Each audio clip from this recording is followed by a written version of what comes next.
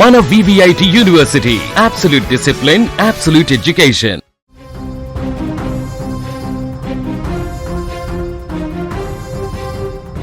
గట్కేసర్ వద్ద రైలు కింద పడి ఆత్మహత్య చేసుకున్న దంపతుల మృతిలో బిగ్ ట్విస్ట్ చోటు చేసుకుంది. చనిపోయే ఆఖరి క్షణంలో పట్టాల మీద నిలబడి మృత్యువు ముంగిట నిల్చొని కూడా ఆ తల్లిదండ్రులకు తమ బిడ్డలే గుర్తొచ్చారు.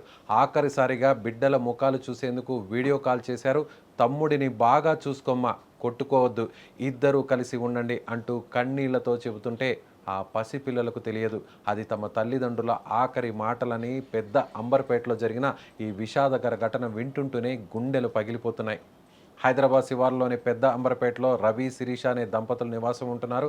వారికి ఇద్దరు అందమైన పిల్లలు. కొన్నాళ్లుగా వ్యాపారాలు చేసుకుంటూ కుటుంబ బాధ్యతలు మోస్తూ రవి, శిరీష తమ జీవితాన్ని ఎంతో సంతోషంగా సాగిస్తున్నారు. లోపల ఎలాంటి బాధలున్నా బయటకు మాత్రం పిల్లల కోసం నవ్వుతూనే బతికారు. కానీ ఏం జరిగిందో ఏమో, వ్యాపారాల్లో నష్టాలా, లేక భరించలేని వ్యక్తిగత వివాదాల, చావడమే ఒకే ఒక్క మార్గం అనుకునేలా ఆ దంపతులను ఏదో పెను సమస్య ఉక్కిరి బిక్కిరి చేసింది.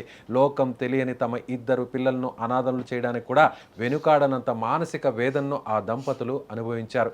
నిర్ణయం అయితే తీసుకున్నారు. ప్రాణాలు వదిలేయడానికి రైల్వే ట్రాక్ ఎక్కారు. కానీ మనసొప్పలేదు. ఆ చావు ముంగిట కూడా కన్న ప్రేమ అల్లాడిపోయింది. మనం వెళ్ళిపోయాక మన పిల్లలు ఏమైపోతారు? ఆఖరిసారిగా మన కడుపున పుట్టిన బిడ్డల్ని చూసుకోలేమా అని ఆ తల్లిదండ్రుల మనసు ఎంతలా రోధించి ఉంటుందో ఊహించుకుంటేనే కన్నీళ్లు ఆగడం లేదు. ట్రాక్పై నిలబడే పిల్లలకు వీడియో కాల్ చేశారు రవి, శిరీష. ఫోన్ స్క్రీన్పై పిల్లల ముఖాలు చూడగానే ఆ తల్లిదండ్రుల కళ్ళల్లో కన్నీళ్లు వరదలా పారాయి.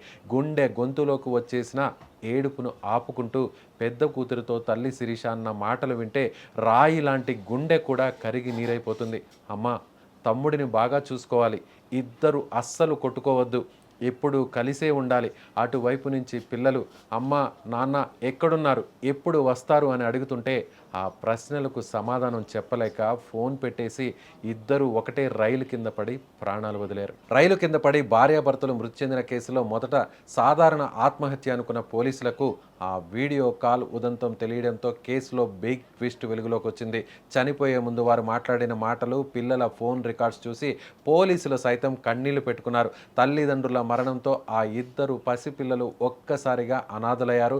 నిన్నటిదాకా అమ్మ లాలన, నాన్న ఆదరణ మధ్య పెరిగిన ఆ పిల్లలు ఈరోజు తల్లిదండ్రుల శవాల ముందు కూర్చొని వెక్కి వెక్కి ఏడుస్తుంటే ఆ దృశ్యం చూసి అక్కడ ఉన్న ప్రతి ఒక్కరి కళ్ళు చెమర్చాయి. రవి, శిరీషల మృతి వెనుకున్న అసలు కారణాలపై, వారి వ్యాపార, వ్యక్తిగత వివాదాలపై పోలీసులు ఆరా తీస్తున్నారు. ఈరోజు ఆ దంపతులను వేధించిన సమస్య ఏంటో రేపు తేలవచ్చు. కానీ క్షణికావేశంలో వారు తీసుకున్న నిర్ణయం ఆ ఇద్దరు పిల్లల జీవితాలను చీకట్లోకి నెట్టేసింది. చనిపోయే ముందు బిడ్డలపై చూపించిన ప్రేమలో 1% ధైర్యాన్ని వారు తెచ్చుకుని ఉంటే, సమస్యను ఎదిరించి నిలబడి ఉంటే ఈరోజు ఆ పిల్లలు అనాథులు అయ్యేవాళ్ళు కాదు కదా. కష్టాలు ఎవరికి రావు, సమస్యలు ఎవరికి ఉండవు, కానీ చావు ఒక్కటే పరిష్కారం కాదు.